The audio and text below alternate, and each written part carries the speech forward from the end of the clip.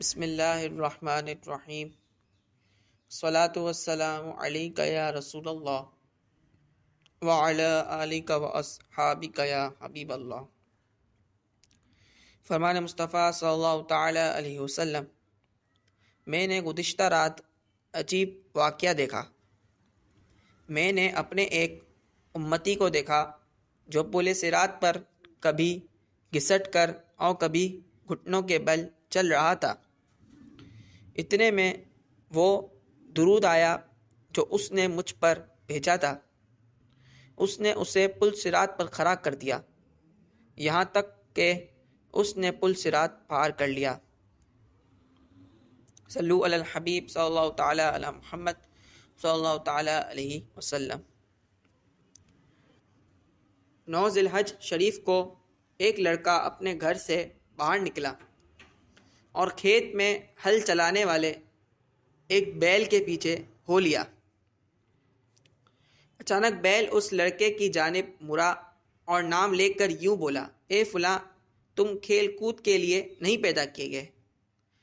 لڑکے نے اس بیل کو اس طرح بات کرتے سنا تو خوف زدہ ہو کر فوراً گھر آیا اور گھر کی چھت پر پہنچا تو کیا دیکھتا ہے کہ سینکڑوں میل دور میدان عرفات کا منظر دکھائی دے رہا ہے، جس میں حجاج کرام گھروں سے دور اللہ پاک کی رضا کے حصول کی خاطر جمع ہے۔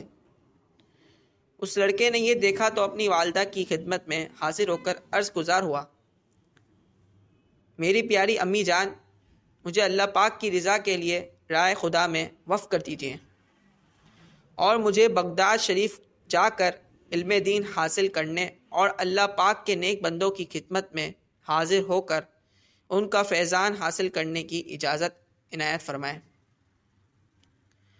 امی جان نے اس کا سبب پوچھا تو اس لڑکے نے بڑے احترام کے ساتھ سارا واقعہ کہہ سنایا۔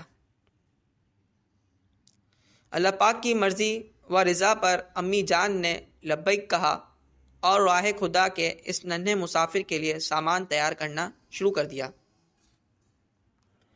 اور 40 دینار یعنی سونے کے سکے اپنے بیٹے کی قمیص کے اندر سی دیے۔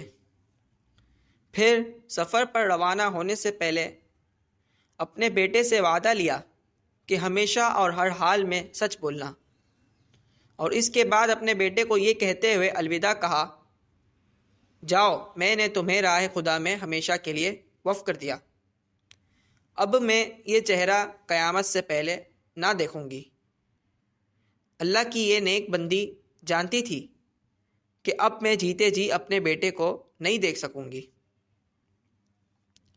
یہ لڑکا ایک چھوٹے سے قافلے کے ساتھ بغداد کی جانب چل پڑا۔ راستے میں ایک واقعہ پیش آیا کہ 60 ڈاکو قافلے کا راستہ روک کر لوٹ مار کرنے لگے۔ انہوں نے کسی کو بھی نہ چھوڑا اور ہر ایک سے اس کا مال اور اسباب چھین لیا، مگر اس لڑکے کو کم عمر جانتے ہوئے کسی نے کچھ نہ کہا۔ ایک ڈاکو نے قریب سے گزرتے ہوئے ایسے ہی پوچھا، کیا تمہارے پاس بھی کچھ ہے؟ لڑکے نے بغیر ڈرے جواب دیا، ہاں، میرے پاس 40 دینار یعنی 40 سونے کے سکے ہیں۔ ڈاکو نے سمجھا کہ یہ ہم سے مذاق کر رہا ہے اور آگے چلا گیا۔ اس لڑکے سے کسی اور ڈاکو نے بھی پوچھا تو اسے بھی یہی جواب دیا کہ اس کے پاس 40 سونے کے سکے ہیں۔ جب یہ دونوں ڈاکو اپنے سردار کے پاس گئے تو اسے بتایا کہ ہم نے قافلے میں ایک ایسا لڑکا دیکھا جو اس حالت میں بھی ہم سے نہیں ڈرتا اور ہم سے مذاق کرتا ہے۔ سردار نے کہا، کیا مذاق کرتا ہے؟ اس کو بلا کر لاؤ۔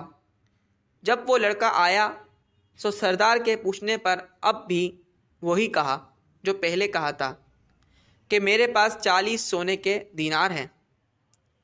سردار نے تلاشی لی تو واقعی اس کے لباس میں 40 دینار یعنی 40 سونے کے سکے مل گئے۔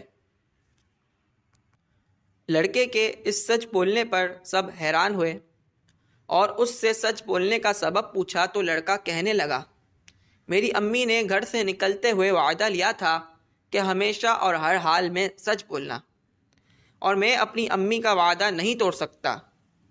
ڈاکوؤں کا سردار یہ سن کر رو پڑا اور کہنے لگا، ہائے افسوس، یہ لڑکا اپنی امی سے کیے ہوئے وعدے کی اس طرح پاسداری کرے، اور ایک میں ہوں کہ سالہ سال ہو گئے اپنے رب کے عہد کی خلاف ورزی کر رہا ہوں۔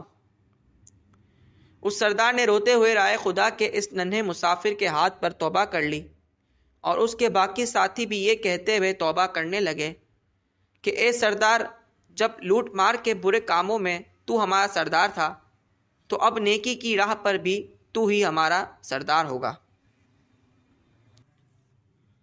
راہ خدا کا یہ ننھا مسافر کوئی اور نہیں بلکہ ہمارے اور آپ کے پیارے پیارے پیر و مرشد شیخ عبد القادر جیلانی رحمۃ اللہ تعالیٰ علیہ تھے۔ سچ بولنے کی بھی کیا خوب برکتیں ہیں کہ سچ کی برکت سے ڈاکوؤں کو سردار سمیت توبہ کی سعادت نصیب ہو گئی۔ ہر مسلمان کو چاہیے کہ وہ اپنے دینی اور دنیاوی تمام معاملات میں سچ بولے۔ سچ بولنا نجات دلانے اور جنت میں لے جانے والا کام ہے۔ صلو علی الحبیب صلی اللہ تعالیٰ علی محمد صلی اللہ تعالیٰ علیہ وسلم۔ اللہ پاک ہم نے جو کچھ سنا اس کو یاد رکھنے دوسرے تک پہنچانے کی توفیق عطا فرمائے۔